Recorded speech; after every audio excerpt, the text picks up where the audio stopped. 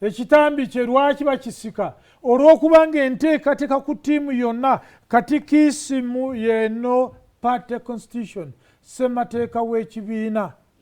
era nga bw'ojja olaba olwaleero bwe twalina omwaka gwa 8 Uganda People's Congress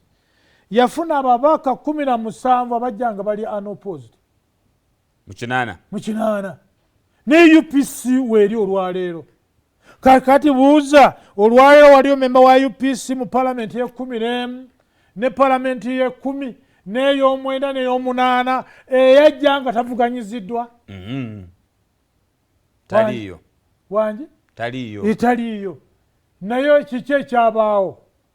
kakati bwe tugenda okukomawo nojja nti equation olwaleero yenkanankana ya Uganda People's Congress awamu ne NRM mu palamenti ye-11 erina ababaka abali unopposed 17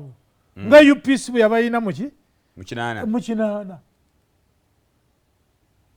naye senga bajja nga bali unopposed abaka ba NRM njagala otunulye essuula ku ssuula ogende mu constituency gye bali olabe nga ssemateeka w'ekibiina bamukuba budinda ye ne manifesto ey'omwaka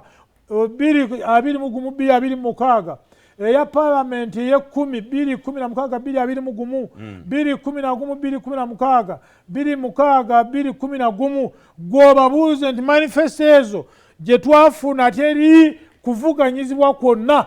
ogende ekyalo ku kyalo ggombolola ku ggombolola muluka ku muluka constituency yonna ne district eyo eri ababaka bajja nga bali unopposed obagenda obabuuze ssemateeka kyalaga